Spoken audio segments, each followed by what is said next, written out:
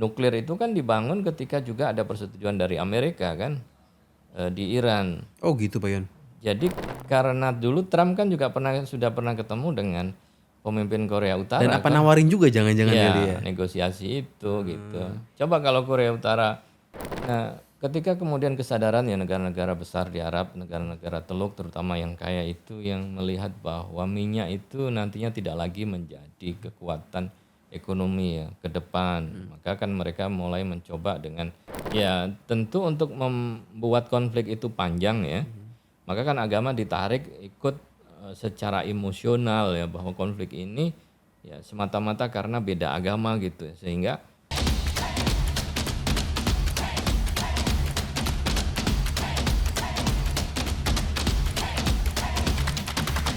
Yo halo teman-teman Retorika Show, kita kembali lagi nih. Sekarang gua mau ngomongin nih agak beda. Ini kan lagi ramai soal Suriah nih kemarin. Suriah bisa kita katakan kalau dibilang baru merdeka tuh salah apa enggak nih Pak Yon nih? sudah lama Sudah lama kita kan baru lahir kembali kali ya. Iya, iya. Merdeka dari rezim Merdeka yang dari dianggap rezim otoriter. otoriternya. Sekarang kita kedatangan Pak Yon Mahmudi. Pak Yon ini merupakan dosen aktif Pak Yon ya. Ya, Dosen aktif di Sastra Arab UI, sekaligus juga di Kajian Timur Tengah UI juga. Pak Yon ini kalau kita intip-intip sedikit, perawakannya mirip Anies Mata nih Pak Yon ya. Saya tadi sadar duduk di sini kok ini kayak mirip siapa gitu. Wah, kalau Anies Mata kan Timur Tengah juga pembahasannya sama gitu Pak Yon. Tapi Pak Yon gimana? Ngajar bahasa Arab berarti bahasa Arab oke lah.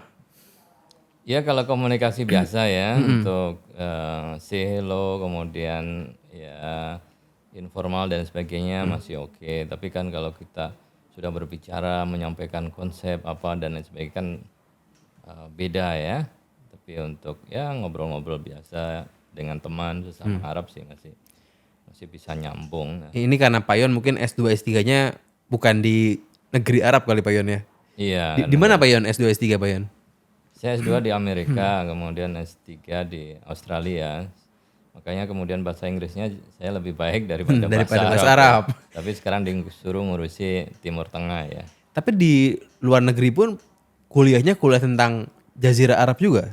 Ya kita kan juga belajar tentang politik di Arab, kemudian juga ya belajar dengan menggunakan bahasa klasik dan lain sebagainya. Tapi kan dari sisi sosial politik itu kan lebih mudah dipelajari, didiskusikan di luar Arab ya. Tapi kalau belajar agama memang di negara Arab tempatnya. Tapi kalau belajar tentang tadi itu dari sisi sosial, politik, perubahan dan lain-lain kan di negara-negara Arab kecenderungan kan masih tertutup ya, banyak isu-isu yang dianggap sensitif yang tidak boleh dibicarakan. Nah itu kadang kita tidak mendapatkan kalau dalam perspektif dari dalam negara Arab sendiri.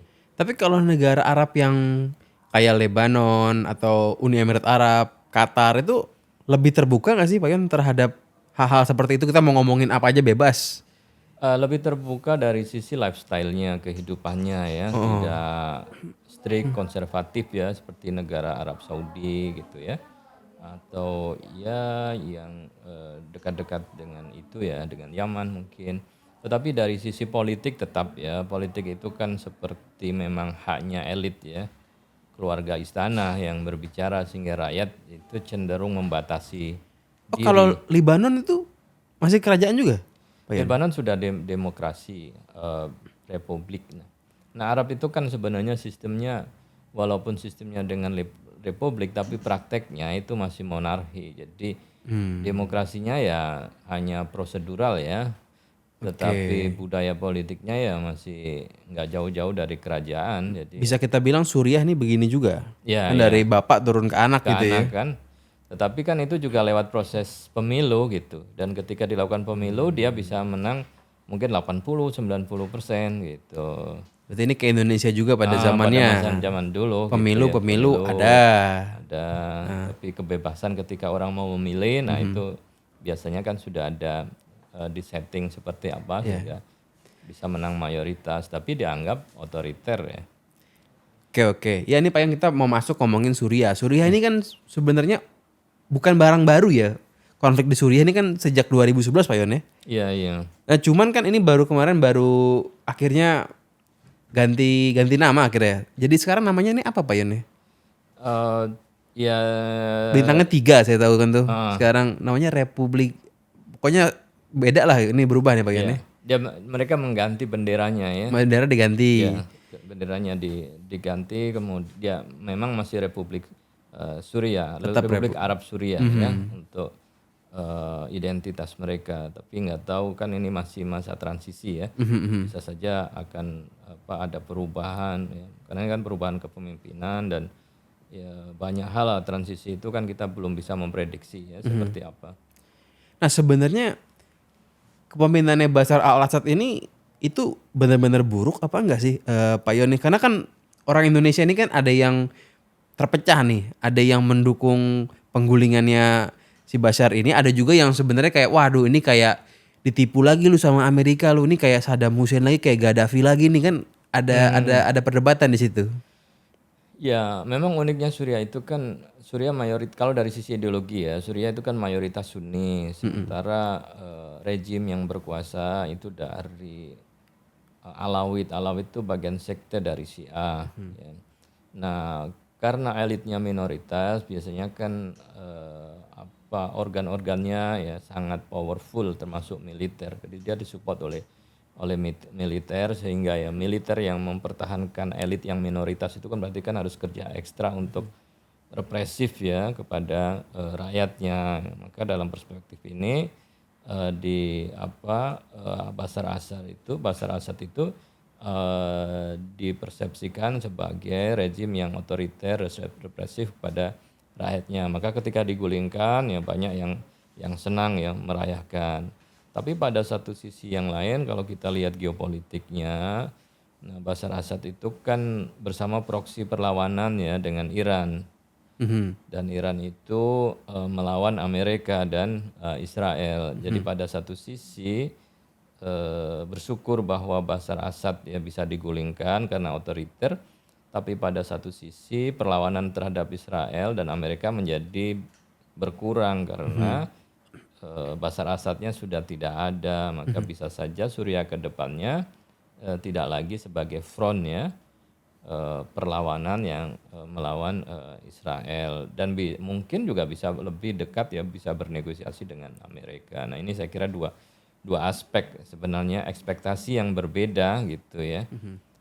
Bisa menggulingkan rejim yang otoriter, tetapi kemudian semangat membela Palestina bisa saja turun gitu ya pada satu sisi karena lebih kekuatan yang melawan Amerikanya sudah hilang, melawan Israelnya sudah hilang. Tapi ini kelompok yang nurunin Bashar ini dari Aleppo dia marching terus sampai ke Damaskus ini kan sebenarnya didukung sama Turki itu apa atau sama negara lain? Beberapa negara kan terlibat ya. Jadi kalau kita lihat proses kejatuhan itu, saya memandang bahwa itu bukan semata-mata kehebatan kelompok oposisi bersenjata bisa menjatuhkan ya Bashar Assad. Karena proses menjatuhkan itu kan sejak lama ya, 2011 ya. Jadi sudah 13 tahun proses untuk menggulingkan tidak berhasil. Kenapa tidak berhasil? Karena Suriah itu didukung oleh Rusia gitu ya. Iran Rusia. dan betul-betul memang itu dijadikan benteng satu-satunya Rusia. Nah sekarang ini Rusia sedang fokus dengan Ukraine ya, sehingga kemudian tidak bisa optimal membantu Bashar Assad. Pada satu sisi kekuatan Iran juga sedang menghadapi masalah. Suriah itu kan dijadikan sebagai home base-nya Iran ya untuk memasok senjata ke Hizbullah. Nah pada saat yang bersama Israel juga sedang melakukan serangan besar-besaran ke Suriah guna mematahkan ya kekuatan Iran yang itu digunakan untuk membantu Hizbullah. Hizbullah berperang dengan Israel. Nah, dua kekuatan besar Iran dan Israel sedang lemah, maka kemudian itu dimanfaatkan juga ya oleh kelompok ISIS bersenjata itu ya dari Aleppo, kemudian menguasai Hama, kemudian sampai ke Damaskus. Turki ikutan di situ. Nah, Pak Yon. Turki itu memang mendukung, jadi yang menjatuhkan kelompok besar itu kan HTS ya, Hayat Tahrir Syam. Kemudian ini lebih dekat ke Saudi dan juga Qatar. Kemudian Turki, nah Turki itu membela kelompok yang namanya SNA, ya, Syrian National Army, ya, kelompok tentara Syria nasional itu di backup oleh Turki. Kenapa di backup oleh Turki? Karena kelompok ini bisa digunakan untuk memerangi kelompok Kurdis. Ya. Mhm. Nah, Kurdis sendiri juga punya oposisi bersenjata ya, yang namanya SDF, Syrian Democratic Forces. Mhm. Jadi SNA sama-sama, artinya kan kelompok oposisi ini kan sama-sama ingin menjatuhkan Bashar, tetapi konstelasinya berbeda. Tapi mereka juga saling nggak suka juga kali gitu ya. Ya, betul. Jadi yang tadi SNA yang didukung oleh Turki tidak suka dengan SDF. Mhm. SDF sendiri kan Kurdis didukung oleh Amerika. Oh, Kudus ini didukung oleh Oleh Amerika. Amerika. Apa motivasinya Amerika untuk mendukung orang-orang Kurdi di Syria ini? Ya, Amerika kan selalu mendukung ya kelompok-kelompok yang dianggap termarginalkan ya. Kemudian setelah itu bisa masuk di dalam politik nasionalnya, dan wilayah SDF yang dikuasai oleh Kurdis itu Cukup besar itu Pak Yon ya. besar, dan wilayah yang memang pusat ada sumber daya alam minyak. Oh, lagi-lagi urusannya kalau Ya. Amerika sih minyak-minyakan lagi. Ya, karena itu adalah tempat minyak di mana wilayah-wilayah itu yang memang dikuasai oleh oposisi, dan oposisi yang didukung oleh Tapi sebenarnya wilayah Kurdis ini emang udah punya pemerintahan sendiri udah lama kan ya Pak Yon sebenarnya. Di luar ada Bashar al-Assad tapi kan dia juga udah independen juga sebenarnya gitu. ya wilayah Kurdis sebenarnya kan wilayah yang diberi otonomi. Dan Kurdistan itu dulunya kan sebagai kerajaan besar ya. Cuman wilayahnya itu berhimpitan di Suriah, kemudian di Irak, di Iran, dan di Turki, karena itu sebagai wilayah perbatasan. Nah, itu dulu wilayahnya kumpul. Cuman yang menjadi masalah ketika Syria merdeka, Turki merdeka, kemudian ya Iran juga merdeka, masing-masing kan punya wilayah. Orang Inggris kali yang main seenak jidat mereka kali ya. Pak Yon. Akhirnya ya Kurdis nggak punya wilayah karena sebagian masuk ke Turki, sebagian masuk ke Syria, sebagian masuk ke Irak dan Iran, dan kemerdekaan mereka tidak direalisasikan karena tidak ada lagi wilayah. Kalau mereka merdeka artinya ya mereka harus berperang dengan negara-negara yang sudah merdeka itu. Yang saya bingung di Jazirah Arab di Middle East ini anehnya bisa-bisanya Arab Saudi yang musuhan sama Qatar di sini bersatu buat dukung HTS tadi. Iya. Terus udah gitu Turki yang sama Israel saling musuhan tapi sama-sama nggak suka dengan Bashar Assad. Iya. Ini memang konstelasi di Middle East itu memang aneh gitu Pak Yon ya. Ya kadang membingungkan ya. Memang tentu ada poros-porosnya ya. Jadi pertama ada poros perlawanan Iran CS itu ya, Iran, Hizbullah di Lebanon, kemudian ada Irak, kemudian ada Yaman ya, Suriah itu kan yang memang melawan Amerika dan Israel. Setelah itu adalah poros kerjasama yang mau bekerja sama dengan Amerika atau mungkin juga dengan Israel, ya ada Arab Saudi, Uni Emirat Arab, Bahrain ya, negara-negara Teluk itu. Tetapi dalam isu saat ini, dalam kaitan Bashar, mereka sepertinya kompak ingin menjatuhkan Bashar. Dan karena Bashar didukung oleh Rusia waktu itu kan lebih lama ya. Nah, ditambah lagi dengan kehadiran Rusia, ini kemudian sentimen anti Rusia yang dulu bekas dari perang dingin ya, Soviet itu muncul lagi gitu ya. Sehingga Amerika semangat, Israel semangat, Arab Saudi semangat, dan ya, negara-negara itu semangat untuk menghilangkan pengaruh Rusia. Nah, disinilah titik temunya. Tetapi setelah Rusia nanti sudah nggak ada, Iran juga pengaruhnya hilang, pemerintahan baru, maka yang menjadi persoalan adalah bagaimana kemudian pemerintahan baru yang beda orientasi, yang kemudian saling, Dan kelompok mana yang ya, akan kelompok yang akan lebih kuat, nah itu akan bisa mengatur dan menguasai Suriah. Pasti butuh proses panjang sebenarnya. ini berarti sekarang pemimpinnya masih interim gitu Ya. Pak Yon ya. Nanti itu kan kalau saya baca-baca di internet kan yang paling kuat itu kan Al-Jolani gitu Ya, ya. Al-Julani, Dia ini orang HTS. HTS betul. Dan itu nanti ada pemilu apa gimana Pak Yon? Atau tunjuk aja gitu? Al-Julani kemudian sekarang yang ditunjuk ya semacam perdana menteri sementara itu kan Muhammad Bashir ya, itu memang dari kelompok HTS. Dalam waktu 3-4 bulan diberi kesempatan untuk mempersiapkan ya pemerintahan melalui pemilu. Oh, pemilu beneran Ya, pemilu. Oh. cuman apakah dalam 3 bulan itu bisa mengkonsolidasi rakyat yang banyak faksi yang memang menguasai provinsi-provinsi tertentu gitu. Apakah mereka bisa sepakat ya dari sisi dengan pemilu, setelah itu ada kepemimpinan yang legitimate gitu ya. Karena kalau tidak bisa saja kemudian masing-masing ya ingin Ini akan berulang terus nih. Ya, Siklusnya lagi-lagi akan perang saudara lagi ya, gitu. bisa saja kita bayangkan apakah nanti akan seperti Afghanistan gitu ya. Afghanistan setelah mengusir Soviet itu kan masih dikuasai oleh Amerika kan. Amerika menunjuk pemerintahan boneka, tetapi kan setelah itu banyak perlawanan ya. Akhirnya Taliban menguat. Kalau sekarang udah bersatu Afghanistan ya, Pak? Afghanistan ya Udah bersatu sekarang. sudah bersatu, tapi masalahnya kan kelompok yang sudah bersatu tidak disukai oleh Amerika dan belum diakui oleh dunia internasional. Ini yang sering pemerintahan transisi itu menjadi problematik ya. Ketika kelompok yang berkuasa itu solid tetapi tidak disukai oleh Barat atau dunia internasional, maka belum bisa diakui. Tetapi bisa saja kelompok minoritas tapi diakui oleh dunia internasional karena lebih bisa bekerja sama. Cuman kan menghadapi masalah di internal ya. Nah, ini potensi itu mengkhawatirkan kalau tidak bisa di manage dengan baik, kalau kemudian ya faksi-faksi itu akhirnya saling bertempur memperebutkan ya wilayah.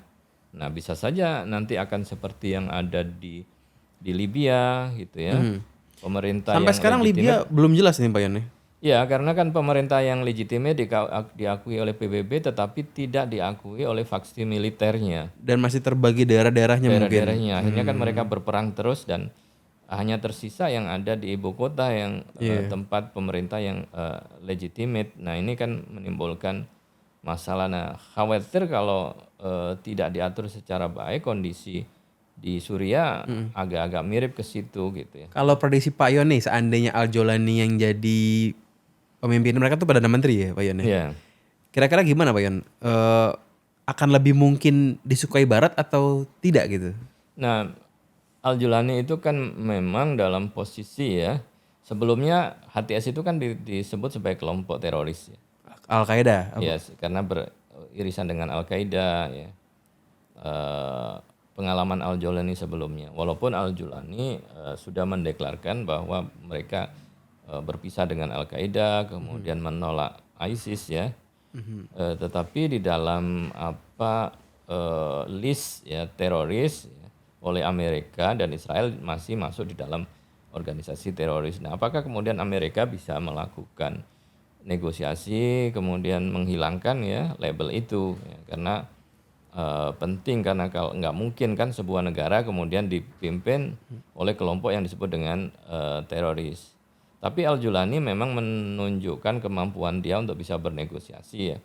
Dia sudah bertemu dengan perwakilan dari Inggris, diplomat Inggris, kemudian berkomunikasi dengan perwakilan Amerika ya untuk menjelaskan bahwa kelompoknya siap memimpin dengan pemerintahan yang lebih inklusif ya, yang tidak berorientasi pada ideologi tertentu yang mengkhawatirkan Amerika dengan Israel ya.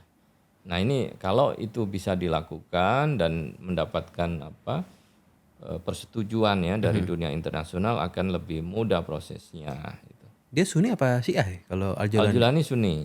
Dan memang mayoritas Sunni. Ya, mayoritas Jadi negaranya adalah di sana Kristen juga nggak sedikit kan, Pak Yon ya? ya, ada yang namanya Maronit ya. Maronit ini juga nggak sedikit. Maksudnya lumayan lah ada gitu ya. Ya mungkin bisa 5%-nya dari total, tapi kan mayoritasnya Sunni. Kalau orang Kurdis itu agamanya dia lebih kemana, Pak Yon? Kurdis itu sebagian adalah Islam. Islamnya Sunni kebanyakan. Iya, lebih ke Sunni ya. Kalau yang ada di Suriah. Tapi mereka memang memiliki tradisi sendiri secara etnis ya.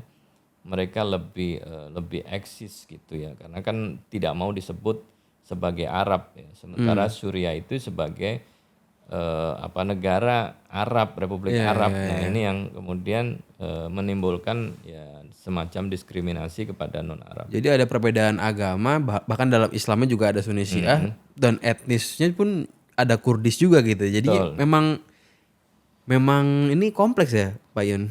Ya, menjadi sangat rumit ya dengan banyaknya perbedaan ya, baik itu suku maupun juga agama ya.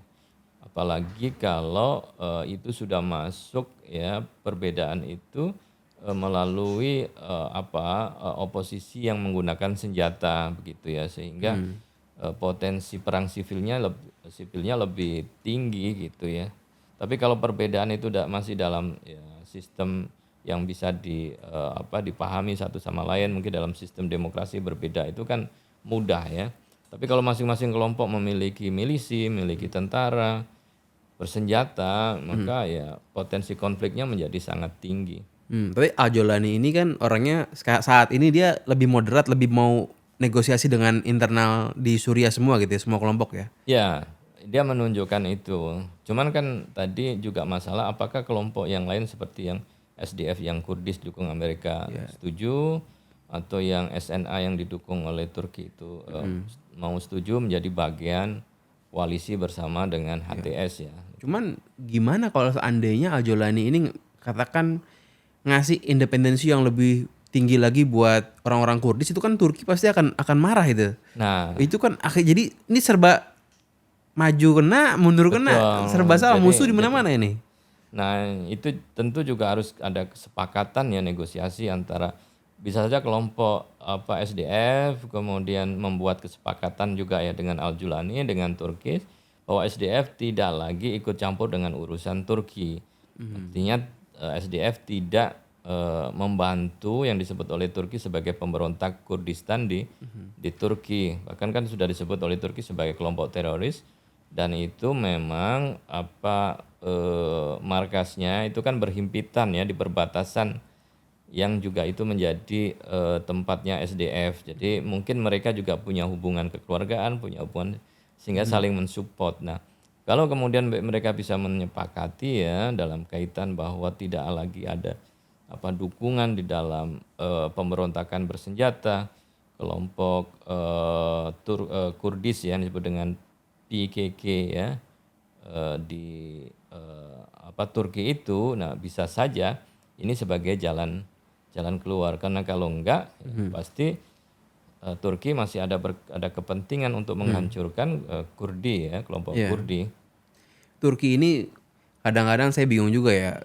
Di isu Palestina dia bersuara paling keras, akan-akan Erdogan ini kan kayaknya Palestina banget, tapi urusan orang Kurdi mereka nggak pernah mau tahu gitu. Mereka pokoknya Kurdi ya jangan merdeka lah di negara manapun gitu kan. Ya, karena Jadi kayak gimana gitu maksudnya. itu kan saya kira karena ya kemerdekaan Kurdi di wilayah Turki akan menjadi separatis ya. Dan itu daerah banyak minyak kali Ya, Pak Yon ya. saya kira itu Itu juga. masalah uang ya sebenarnya ini Pak Yon ya. Karena kalau dipertahankan ya karena ada resourcesnya. Kalau itu daerah miskin nggak ada apa-apanya, dilepas suruh merdeka juga nggak apa-apa kan, gitu ya, Iya. biar tidak menjadi gangguan terus Iya. ya. Jadi memang kalau Pak Yon sendiri lihat Erdogan ini lebih concern dengan Kurdi atau Palestina kira-kira saat ini kalau Pak Yon lihat ini. Eh, Kalau dunia ke internasional kan dia sangat kuat ya pembelaannya terhadap Palestina ya, bahkan kelompok perlawanan itu kan banyak yang ditampung ya di Turki ya.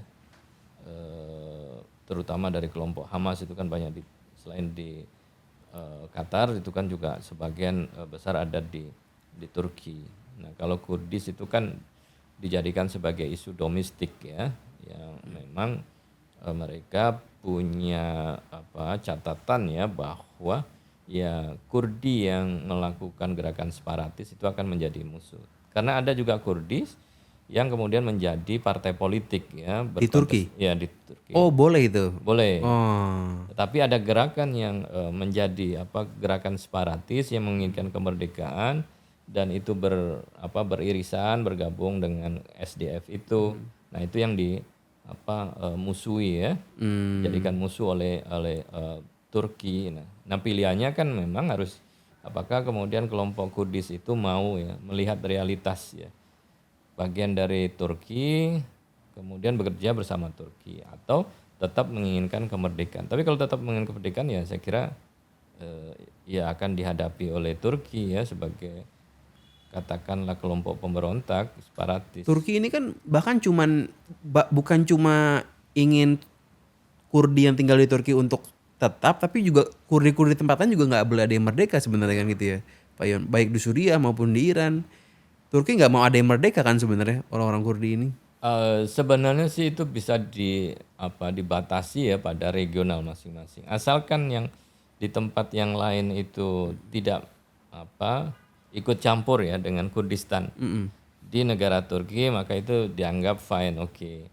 Cuman semangat Kurdistan itu kan satu lah. wilayah. Suriah merdeka pasti semuanya akan. Iya, pasti akan dan wilayahnya itu akan digabung kan. Dan besar itu. Dan besar gitu di wilayah tersendiri berarti harus mengambil wilayah di Suriah, mengambil wilayah di Turki, di Irak ya, yang itu memang bagian dari semacam kerajaan lama Kurdistan dulu ya. Iya. Jadi emang ini Middle East benar-benar pusingnya ruwet ini Pak Yon ya. Di Yaman pun sampai sekarang juga ini belum beres-beres Pak Yon ya. Dan kenapa semuanya tuh proxy sih Pak Yon? Di Suriah itu proxy, di Yaman apalagi ini kan lebih jelas lagi nih perang-perang, bukan perang mereka sebenarnya gitu. Ya, itu kan memang yang menjadikan Timur Tengah menarik. Timur Tengah kan sebagai pusat resources terutama gas dan minyak. Sementara ada negara-negara besar yang memiliki ketergantungan tinggi terhadap energi itu. Jadi hampir 53-54% ya kebutuhan dunia itu kan memang berasal dari wilayah ini. Nah, mereka ingin menguasai begitu ya dan memastikan bahwa minyak itu tidak dijadikan sebagai politik minyak ya untuk digunakan ya dalam hal menjadi rival dari Amerika. Sebagai contoh kan dulu ketika perang Israel Arab 73 itu kan Arab Saudi dan beberapa negara Arab ya melakukan boikot, embargo ya minyak tidak dikirim kepada negara-negara yang mendukung Israel. Dan itu efeknya besar. Ya, itu kan menjadi krisis global. Nah, Amerika dan negara Eropa tidak ingin itu terulang. Maka cara yang terbaik ya ikut intervensi menentukan dinamika perubahan politik di suatu negara, dipastikan bahwa itu lebih US friendly gitu ya.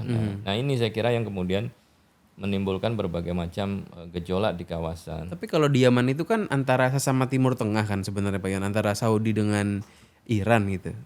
Ya, antara Saudi dengan Iran kan cuman kan persoalannya Saudi itu pro Amerika, Iran anti Amerika dan anti Rusia. Nah, itu kan akan Itu selalu menentukan. ya. Jadi bahkan Saudi dan Irannya pun proksinya orang juga sebenarnya. Ini perangnya proksi dan proksi Jadi terus. Saudi artinya berkomunikasi dengan Amerika di dalam melakukan serangan ke Yaman mendukung rezim, sementara Iran Houthi dukung Iran, berjejaring dengan Rusia. Jadi ya tetap kepanjangan dari konflik. Ya, karena kan saya sebagai awam nih bingungnya begini Pak Yon. Kalau misalnya katakan di Turki ada Erdogan yang semangat banget bela Palestina, tapi dia bisa dikatakan nggak suka dengan pergerakan orang Kurdi yang Islam juga. Begitupun di Saudi, MBS bilang-bilang bela Palestina, tapi di Yaman dia kan jadi salah satu sumber masalah juga. Jadi ini kalau dibilang membela sesama Islamnya juga kan kadang-kadang pilih-pilih juga sebenarnya gitu.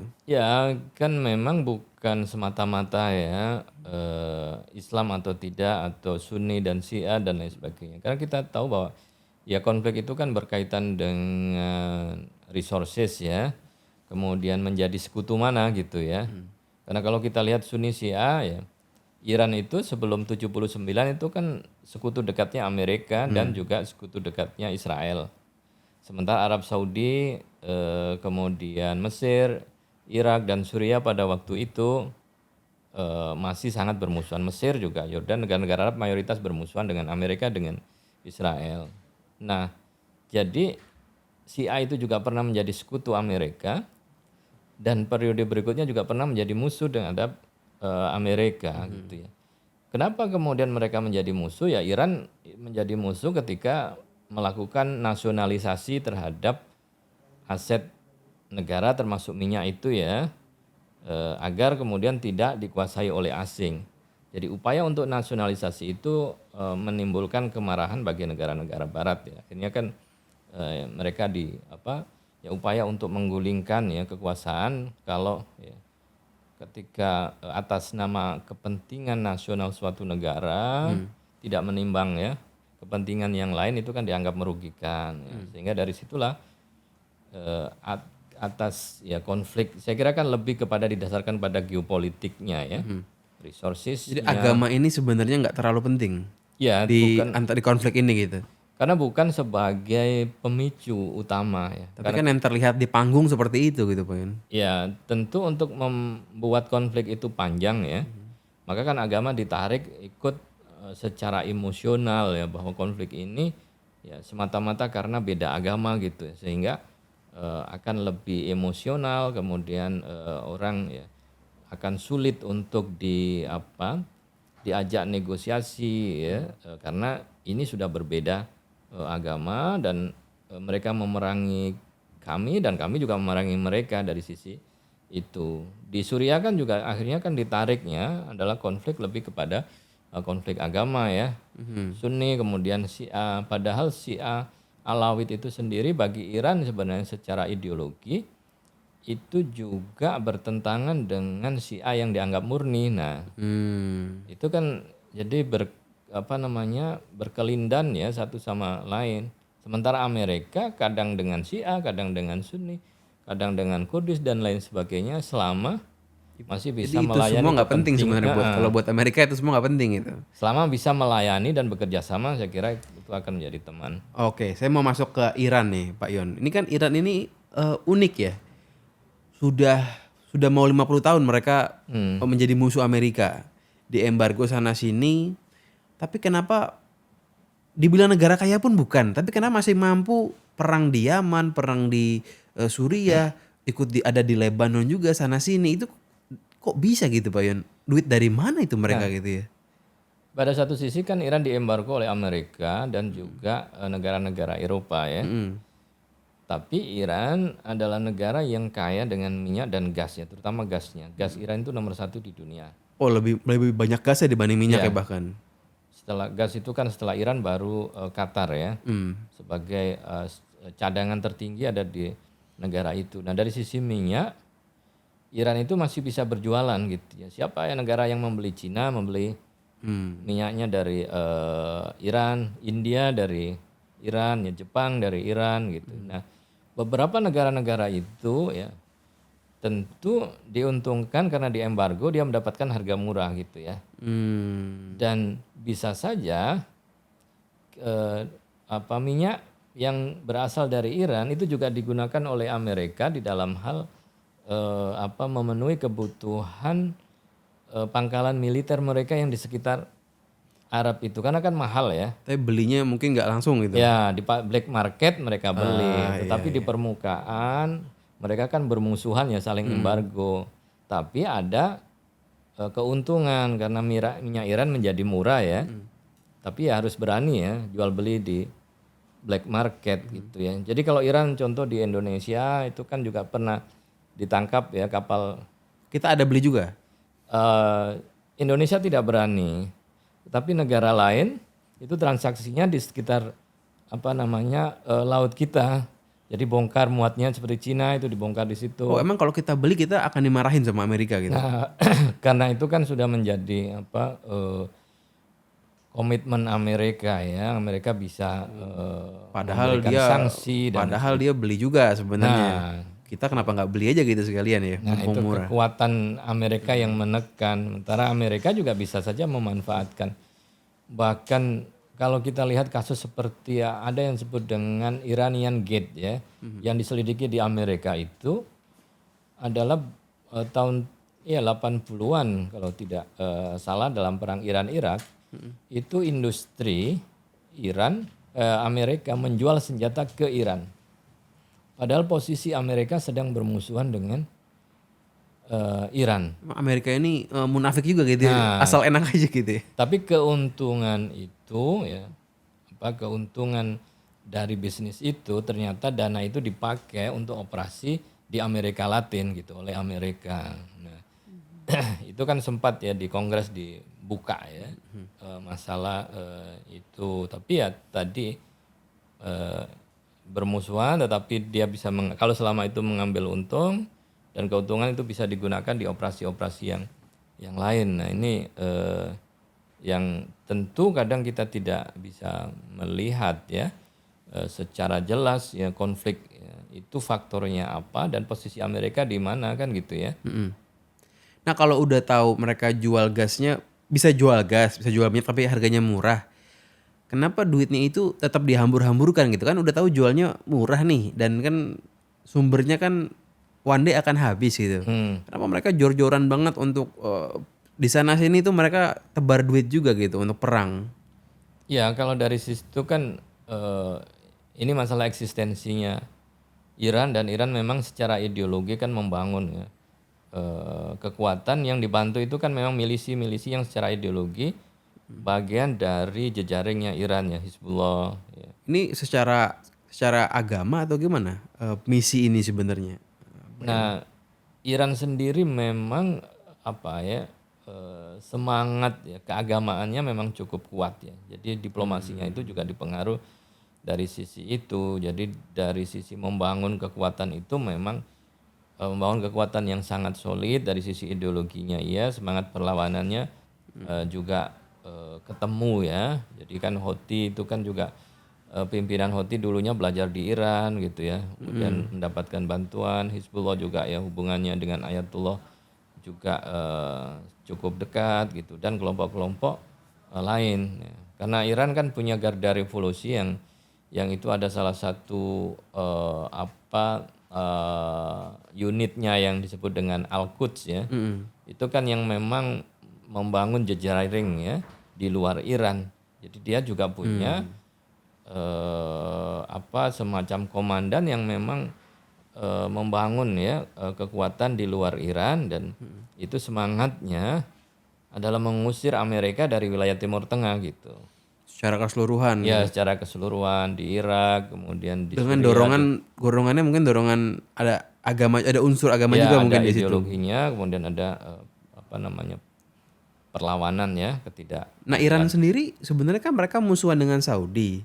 Tapi sebenarnya apakah mereka juga melihat Saudi ini saudara juga meskipun musuh saat ini? Karena kan musuh sebenarnya itu Amerika atau gimana gitu? Pandangan orang Iran terhadap Saudi ini kira-kira. Ya Pak Yun? permusuhan itu semakin menguat ya ketika Saudi dipersepsikan sebagai temannya temannya Amerika. Jadi kan kemudian dianggap bagian dari Amerika. Maka Amerika dekat dengan Israel, maka kemudian dianggap ini mendukung ya musuh Iran. Nah, padahal kan sebenarnya kita bisa lihat ya bahwa hubungan itu ya yang menjadi faktor penentu kan Amerika gitu ya. Pada satu sisi Amerika pernah dekat dengan Iran, setelah itu ganti dekat dengan Saudi gitu ya. Tapi kalau nanti suatu saat ada negosiasi lagi antara Iran dengan Amerika, Amerika mau menghilangkan embargo ya terhadap Iran, bisa saja kemudian kondisinya akan berubah kan gitu ya. Apa mungkin embargo itu bisa dihilangkan oleh Amerika saat Iran ini masih dipegang oleh Khomeini gitu? Ya kalau yang sekarang ya presiden yang memang biar bagaimanapun struktur Ayatullah memang yang tertinggi ya, presiden selalu mengikuti. Ini kalau di partai mungkin ketua majelis syuronya Ya begitu kali majelis ya. surahnya. Tapi biasanya juga kan tergantung juga faksi yang ada, apakah ada biasanya ya dulu ada Khatami yang dianggap lebih reformis, ya. Itu kan juga mencoba untuk membangun komunikasi dengan Amerika. Tapi ketika itu mereka belum bisa meyakinkan Israel kan selalu mengatakan bahwa Iran itu adalah sebagai musuh abadinya kan gitu ya. Tapi kalau kemudian mereka bisa melihat bahwa di Iran sendiri yang tumbuh adalah rezim yang reformis, yang bisa bekerja sama, ya bisa saja itu kemudian berubah. Nuklir itu kan dibangun ketika juga ada persetujuan dari Amerika kan di Iran. Oh gitu Pak Yon. Jadi ketika menjadi masalah ketika Iran tidak lagi menggunakan ahli-ahli Amerika atau resources dari Amerika. Nah itu kemudian dipersoalkan gitu. Amerika benar-benar kacau juga Ya, sebenarnya. jadi seandainya itu terus proyeknya dengan Amerika, Boleh-boleh aja. kemudian bekerja sama, natrium yang banyak di Iran itu juga Amerika ikut kontribusi, saya kira akan fine-fine gitu. Tapi kalau kemudian bergeser ke Rusia ya, Iya, iya. ini yang kemudian menjadi persoalan baru. Jadi sebenarnya ini aneh juga ya.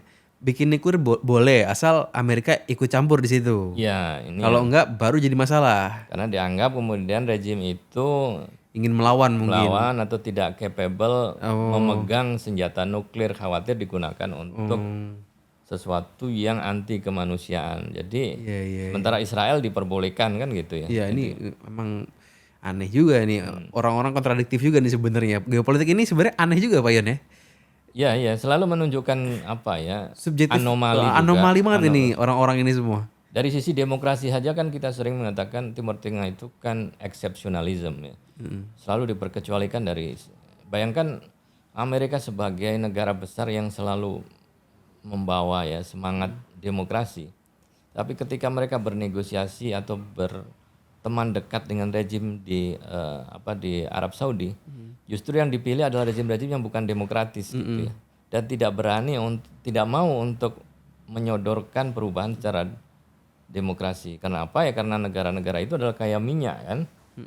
Dan nggak mungkin sementara yang negara-negara yang tidak ada minyaknya negara lebih miskin ya selalu dipersoalkan masalah tidak demokratis, kemudian melanggar HAM. Sementara itu tidak diperlakukan kepada. Jadi ideologi itu bohong ya Pak Yon? Nah, itu dari sisi itu kita bisa lihat selama menjadi teman pelanggaran sering Iya. tidak dipersoalkan, tapi begitu potensi menjadi musuh ya itu jadikan. Apa jangan-jangan kalau Korea Utara pun bikin nuklirnya lewat mereka juga mereka boleh-boleh ya sebenarnya? Ya bisa saja seperti Mungkin itu. ya. Karena dulu Trump kan juga sudah pernah ketemu dengan pemimpin Korea Utara. Dan apa nawarin juga jangan-jangan ya, kali ya? negosiasi itu gitu. Coba kalau Korea Utara diminta untuk menjauh dari Rusia, kemudian dengan Cina ya, mau bekerja sama dengan nuklirnya dibantu oleh Amerika, saya kira akan lebih Nah kalau kita ngelihat Amerika ini kan benci banget sama Rusia. Tapi kan Donald Trump menang, Donald Trump ini kan temannya Putin.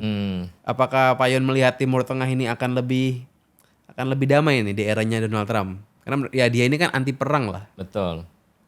Nah bisa saja seperti apa namanya kita bisa lihat ya ya Rusia di bawah Putin tidak lagi banyak terlibat di Timur Tengah gitu ya.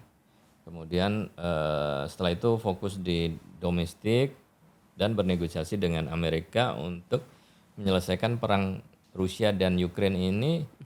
Endingnya yang terbaik seperti apa ya?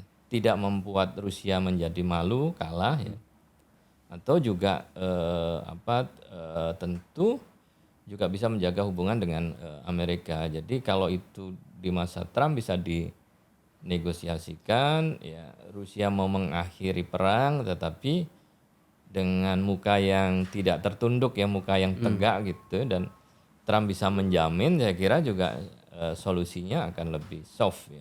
Ya kan Trump bilang dia akan selesaikan masalah Rusia Ukraina begitu dilantik. Itu juga pasti kan akan berpengaruh ke Timur Tengah juga nih gaya-gaya seperti ini dari Trump ini kan ya. Ya, Berarti Turki nanti Israel, Iran jangan-jangan juga mungkin dia bisa lebih ramah lagi mungkin kan Korea Utara aja dia bisa ketemu. Iran apalagi kan harusnya bisa ketemu juga. Ini sebenarnya kemenangan Timur Tengah bukan Pak Yon? Kemenangan Donald Trump ini.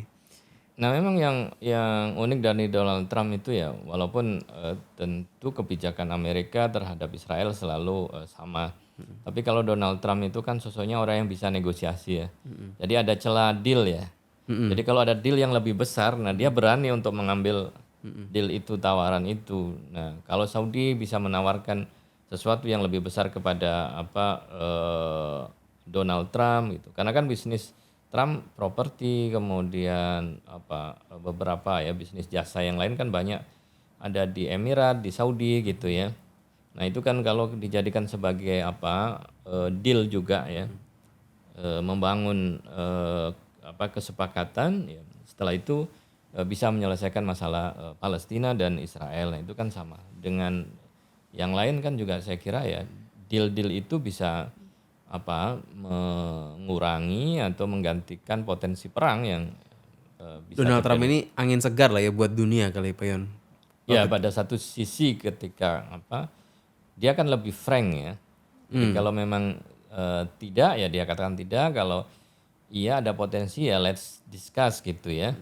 Siapapun Anda gitu. Ya, Nggak kayak yang sebelumnya kan, kalau orang Demokrat itu kan selalu ya Amerika pokoknya anti Rusia gitu. Kalau ya Donald Trump mungkin lebih santai lah gitu ya. saya kira lebih bisa melihat lebih realistis ya dalam melihat hubungan yang ada dibandingkan ya yang sebelumnya ya cenderung lunak tetapi kan tidak memberikan kepastian ya. Yang ini dianggap double standarnya lebih Kecuali dengan Cina mungkin kali Pak Yon ya. Kalau Donald Trump ini kayaknya sama Cina tuh sentimennya lebih tinggi aja dibandingkan tempat-tempat lain gitu ya.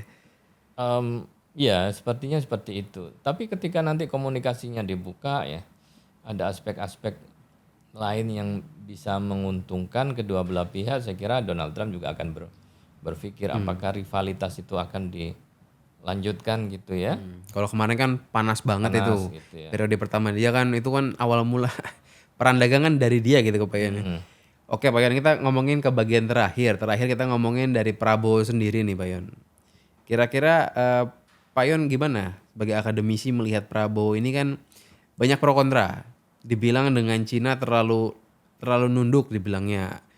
Dengan Donald Trump pun teleponnya pakai ngomong ser begitu kan. Jadi banyak yang kontra, kok jadi begini. Prabowo kok nggak seperti yang dibayangkan. Tapi kita kan tahu Prabowo dia terbang kemana-mana, emang orangnya doyan diplomasi gitu. Dan gimana menurut Pak Yon nih, 2025 Indonesia di tangan Prabowo soal geopolitik gitu. Ya, nampaknya kan Prabowo ingin menunjukkan bahwa Indonesia harus tampil ya di dunia internasional. Setelah absen 10 tahun gitu Pak Yon ya. 10 tahun yang lebih fokus kepada domestik, kemudian forum-forum internasional presiden jarang hadir. Nah, sekarang forum internasionalnya belum ada pun ya Prabowo sudah datang ya mengunjungi negara-negara itu. Dan Prabowo kan lebih confident ya ketika ngomong dengan kepala negara ya, apakah dengan bahasa Inggris atau ya lebih dekat. Dan tentu itu kan juga ketika melihat rivalitas AS dan Cina, dia kan ingin mencoba untuk dekat dengan keduanya ya. Jadi bagaimana bisa mengambil hati Xi Jinping, kemudian juga mengambil hati Donald Trump ya dengan gaya dia dengan berkomunikasi seperti itu, walaupun ada yang melihat tadi ya terlalu tunduk atau kemudian ya posisinya ya tidak seimbang, tetapi dengan begitu dia bisa berkomunikasi secara terbuka ya dengan pemimpin-pemimpin dunia, dan dia nampaknya menikmati betul kan perjalanan, bertemu, berkomunikasi, membuat timnya, memperkenalkan gitu ya, dan terus dilakukan ke negara-negara lainnya. Yang terakhir kan ke Mesir ya, Mas, nggak tahu sekarang sudah pulang atau sepertinya masih di sana ya. Nah ini apakah mau cari panggung sebenarnya? Ingin jadi pahlawan di dunia yang lagi kacau ini apa gimana kalau Pak Yon melihatnya gitu? Kecenderungan itu apa gitu? Ya, realisasi saya kira ya, realisasi dari politik bebas aktif Indonesia yang kemudian secara konstitusi juga mensyaratkan ya Indonesia untuk ikut terlibat ya dalam perdamaian dunia, terlibat aktif dalam perdamaian dunia, maka itu kan konstitusi itu kan harus dijalankan, dan momentum saat ini saya kira menjadi tepat ya untuk ya membangun kepercayaan Indonesia gitu ya di level dunia, dan presiden langsung gitu kan yang memimpin diplomasi, bukan Menlu gitu ya, ya. dan tidak didelegasikan ya kepada Menlu. Kalau kita lihat kan beliau di beberapa negara langsung ya jumpa pers, beliau yang menjelaskan gitu ya, tidak didelegasikan, oh ini menteri saya yang akan menjawab, kan enggak seperti itu ya. Justru beliau secara confident menunjukkan posisinya. Nah itu akan ngaruh gak sih efeknya baik kepada ekonomi domestik kita kalau kita aktif di dunia internasional gitu? Ya ini kan nanti apa ya, semakin mendekat dengan tokoh-tokoh world leader yang ada kan menjadi semakin direcognize. Kalau kemudian di dalamnya kita juga mampu untuk memperbaiki secara sistem politiknya dan juga ya hukum dan lain sebagainya lebih stabil dan kondisi di dalam negeri lebih stabil. Nah, secara ekonomi kan nanti juga akan semakin banyak ya negara-negara yang tertarik ya untuk berinvestasi. Nah, selama ini kan kita lihat ya, contohnya ya seperti Qatar ya, itu kan investasinya terbesar di Singapura dan juga di Thailand. Oh karena apa tuh Pak? Nah itu kan karena dianggap bahwa ini adalah negara yang stabil gitu ya. Dari sisi politiknya dan lain sebagainya, dia mencari tempat yang aman. Berarti kan Indonesia belum dianggap sebagai negara yang yang stabil. Nah kalau kemudian presidennya mampu untuk menjelaskan, kemudian melihat realitas yang ada, oh ini Indonesia adalah tempat yang aman sehingga bisa menarik ya semakin banyak investor, karena investor kan akan melihat ya apakah nanti dalam waktu ya 5 tahun 10 tahun ke depan investasi saya masih aman atau tidak. Nah, kalau negara tidak mampu untuk mempromosikan itu, tidak meyakinkan ya negara lain ya ya selamanya kita akan ditinggal ya dari sisi investasi. Dan itu ada hubungannya dengan ikut perdamaian dunia? Ya, saya kira dengan kondisi itu, karena kan yang bisa menjadi mediator itu kan harus negara yang strong stabil ya, gitu ya? stabil. Oh, oke. Sistem ekonominya juga. Berarti logikanya di situ Iya. kali Pak Yon ya, kenapa harus ikut cuap-cuap gitu di dunia internasional? Sistem lembaga politiknya juga stabil, hukum stabil dan lain sebagainya. Nah, strong state itu ya dia tidak akan mengalami perubahan walaupun terjadi pemilu berkali-kali kan.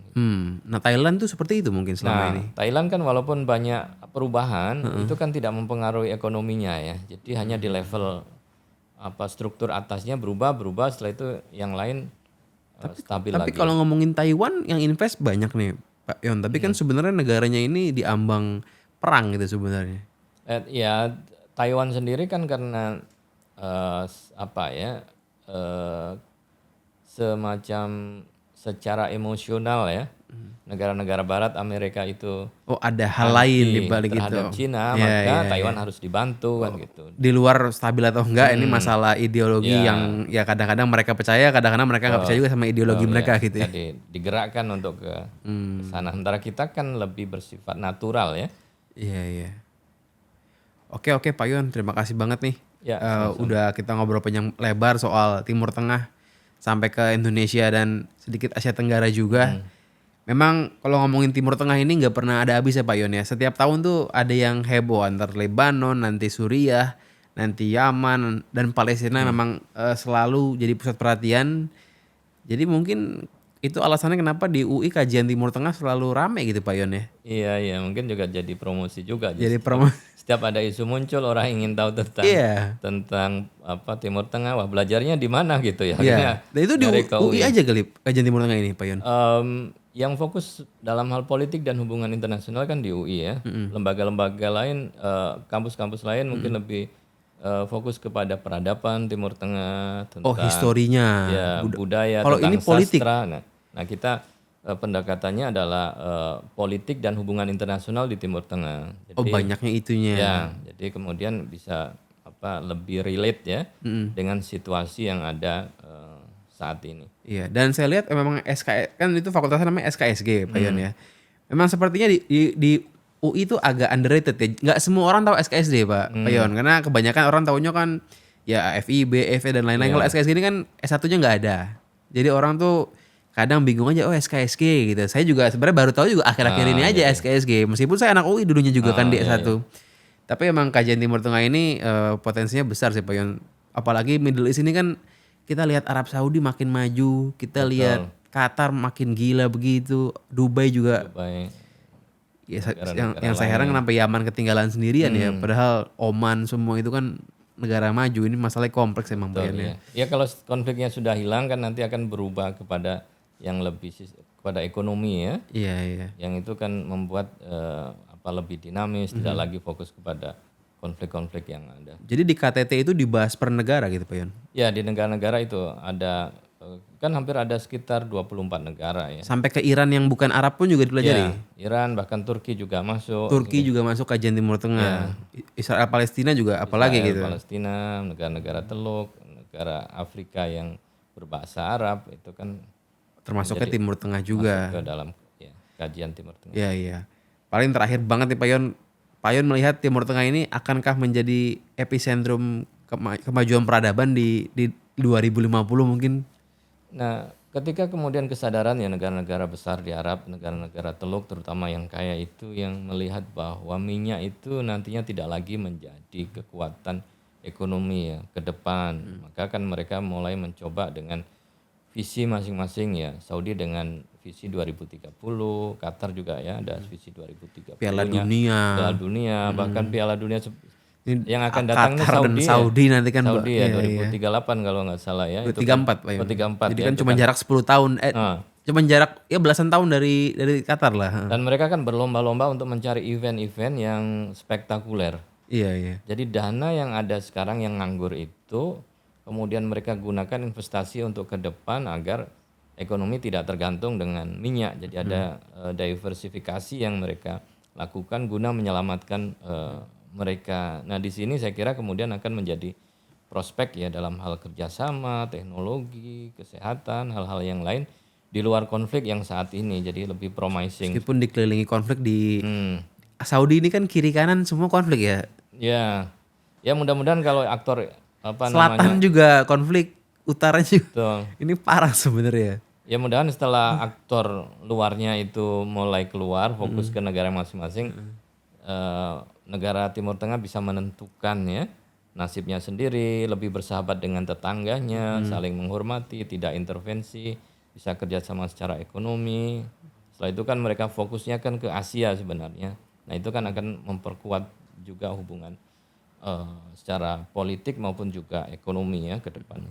Jadi Pak Yon, kalau Afghanistan juga dipelajari Pak Yon di KTT itu Timur Tengah. Afghanistan juga karena itu kan sebagai dunia Islam ya dalam perspektif Amerika sering tidak lepas dari Timur Tengah jadi Middle East juga disebutnya. Dianggap sebagai Middle Pakistan East. sih enggak ya. Enggak. Tapi Afghanistan itu terakhir kali Afghanistan ya. Jadi dibahas juga tuh tentang ada juga apa studi ke sana gitu Pak Yon kalau di KTT? Ya beberapa teman-teman kan ada yang kemudian ketika menulis tesis ya dia melakukan riset ya datang ke negara-negara yang ada yang sepertinya ya seru itu ya Pak Yon. Mungkin dari video ini nanti yang nonton ada yang tertarik buat daftar KTT yang memang saya lihat setiap angkatannya memang selalu ramai kalau KTT itu ya khusus lah itu kelihatan itu Pak Yon. Ya saya belajar di UI kan dengan kajian Timur Tengah yang lebih mendalam saya kira. Oke, kalau begitu thank you banget udah mantengin nih sejam terakhir ini. Gua Gamal dan Pak Yon kita pamit undur diri. Thank you semuanya. Ya, terima kasih.